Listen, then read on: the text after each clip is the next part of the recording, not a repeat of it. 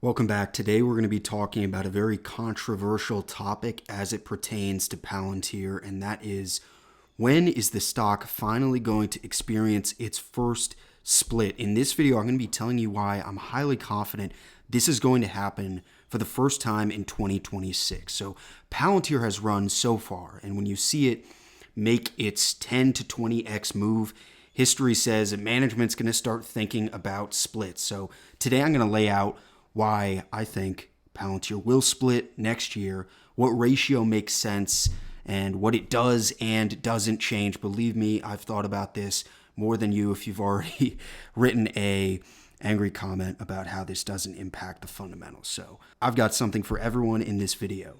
Let's start off just by saying you can sell a stock for many reasons. You only split a stock for basically one reason, and that is you expect it to keep going up.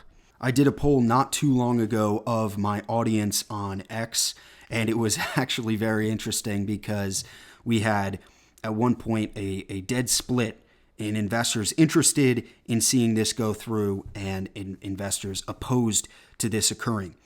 And what ended up happening is the investors interested in the split did win out, but a controversial topic nonetheless. And I think we're going to face this decision ultimately. I'm going to talk more about that later in the video, but wanted to share that here in terms of what you might find interest in, what other investors are thinking. So I'll be very clear up front. My prediction is Palantir is going to announce a forward stock split in 2026. So why would they do that, now in the next 12 months or whatever? After a 20x price move since late 2022, the share price is far above retail-friendly ranges where many large caps historically split, right? And you have to consider Palantir was very purposeful about the price it listed at. Alex Karp has talked a lot about the importance of giving retail investors that opportunity to invest at $10. And now the stock is at $200, roughly speaking. Management has already shown a willingness to manage optics when they announced their $1 billion buyback authorization, which has largely been unused. So if you're saying that this is just optics, why would they care? Well, they have served us in that regard before. And it's also worth saying up front, before we get deeper into the analysis, stock splits don't change intrinsic value. They do, however, change, and I think this is very important and often goes overlooked, access, liquidity, and signals to the market. You can think of NVDA in 2024, Apple in 2014 and 2020, Amazon and Alphabet in 2022, and Chipotle in 2024. So if you know anything about what those names have done since the splits, of course, it's not solely because of them, but you can see the implication of what a split means in terms of the people that are actually running the company and their confidence in where the stock is going to end up. So a split has zero change to fundamentals or valuation. It doesn't change the financials, of course. Shares outstanding go up, and the proportional price per share goes down. But splits can catalyze liquidity and option market participation and drive a short-term announcement effect, which isn't the only positive reason, but it's certainly one. So I want to talk about how big are we thinking here? Well, base case would be a 5-to-1 split or maybe 10-to-1. I wouldn't go so far as to say 20-to-1 if Palantir is well north of where it is currently. I would say it definitely has to maintain triple digits in 2026 on a low end for it to be likely to split. The benchmarks, Apple has done 5 splits, including a 7-for-1 in 2014, a 4-for-1 in 2020, and then we'll talk about more of these towards the end of the video, but I want to get into why it matters anyway. A split can broaden participation, especially in options. So if you're someone that's opposed to a split, let me convince you. It can smooth a lot of the fractional odd lot frictions of, buying portions of a share, but that's largely not why I am advocating for a split. And it does signal confidence that the stock is going to keep compounding rather than just parking where it currently is at its sticker price. So empirically, splits often follow strong runs and are associated with small announcement pops and modest post-split drifts. Palantir's all-time low, of course, closing price around $6 per share, towards the end of 2022, an all-time high close around $187 August 8th of 2025. So that's 31x off the lows and a conservative, 20x of many investors. Palantir has never split its stocks since listing in 2020 because this rise has happened so dramatically. The 2024 Form 10-K about the $1 billion buyback authorized in August 2023 only used about $64 million, if I have that math correct, which was about 2 million shares. So that is the evidence. They will do shareholder perception things sparingly. And my question for them is, why did they not fully utilize that buyback? Well, the answer, from my perspective, is the stock went up so rapidly they couldn't justify buying with the company's own money at increasingly higher prices. Since today's episode is about stock splits, access, and liquidity, here's the platform I actually use to track that whole pre- and post-split story, which is Moomoo. It's a multi-asset research and trading app used by over 26 million investors. For U.S. users, it's $0 commissions on U.S. stocks, ETFs, and options, plus $0 contract fees on equity options. Split mechanics are all about participation and pricing. In Moomoo, I can move from a split-adjusted chart to the options chain quickly and see how a lower nominal price may broaden retail participation around these events, as we've been talking about.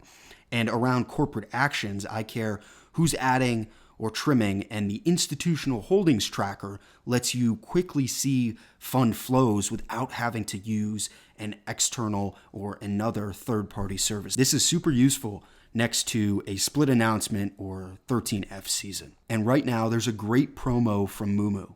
U.S. users can get up to $1,000 in NVDA stock with qualifying deposits through September 25th. Check the link below to get Moomoo's current offer today. So here's where we get to the meat of the argument. If you haven't been convinced yet, I believe this will convince you, is equity comp matters. Palantir uses RSUs, PRSUs, options, and even more. And a split is super important for these, for, of course, employees, but also for, me, for instance. If I, as a retail investor, or if you, any of us, if we're going to be purchasing options, calls, puts, whatever it may be, an options contract requires 100 shares of it represents 100 shares of the underlying on the strike and expiry and whatnot, which means if you're able to do a split, it is a substantial impact on the cost of options.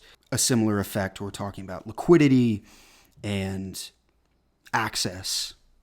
So it is, leaps, for instance, will go down significantly in cost, meaning you're able to buy more, which I think is a great thing, because if you have to buy options in control of 100 shares, it's a substantial step up to go from an option controlling one lot of 100 shares to another one lot of 100 shares. That's true for employees as well as retail investors. Less true if you're managing lots of money and have the ability to deal with those larger prices. Again, it's not changing something fundamentally, but when you stack all of this up, this is why you see stocks get a little extra boost over time. Just to define this once more, a forward split, it increases the shares and reduces the price per share proportionally. The market cap is unchanged. We're going to talk about where the stock price is going to end up landing, but the announcement effect pretty much universally is a short-term reaction around the split news in a positive direction, and academic work, I was doing some research, finds positive abnormal returns on average, which is great. As a result of a split, access is up, liquidity is up, options are up, and my base case is a 5-for-1 or a 10-for-1 in 2026. I'm not necessarily asking for it. I'm not saying it has to happen. I'm not even necessarily saying I need it to happen. I'm just predicting it based on price, precedent, and Palantir's own playbook here. So where is the stock going to end up landing? I think this is important to sort of gameplay this, and I'm sure you would find it interesting, is the pre-split price. If you look at 150 all the way to something like 240, a 5-for-1 split, simple math here, if the stock's trading for $200 next year, that's going to be a stock price back down to $40 equivalent. And if it's a 10 for one, $20. If it's 20 for one, $10. So it's just interesting to think about where it may land when it does split. And let me just say, of course, Palantir is going to split eventually. There is no question. I think the only, pushback I may receive in this video is it's too soon to do a split. I disagree. Of course, I'm not managing Palantir, so it's going to be up to them. I think it would be too soon to do it this year in 2025. But next year, I think we've had tremendous multi-year rises in the stock. I think it's appropriate to do so. NVIDIA's done it. Let's have a look at the big names in these splits. NVIDIA, Apple, Amazon, Alphabet, Chipotle. We talked about this already. And the reason and the rationale that they've stated, NVIDIA was to make share ownership more accessible to employees and investors. Exactly what I've talked about. Apple, affordability and index mechanics was implied. And for Amazon, board approved to make more shares more accessible. Again, Alphabet, stock dividend split. Yes, same thing here. So I would love to know what you think now that I've given my full-on analysis of this situation. Seems like the shareholder base is pretty split on this, but I have a pretty good understanding of the positives and the pros and the cons and the dynamics all there. So hopefully this was helpful for you to sort of think more about it. I'd love to know if you're in support, if you're not in support. And again, we're talking not today, we're talking next year is when I believe this would happen. So again, would love to interact with you in the comments and hash it out there. Until next time.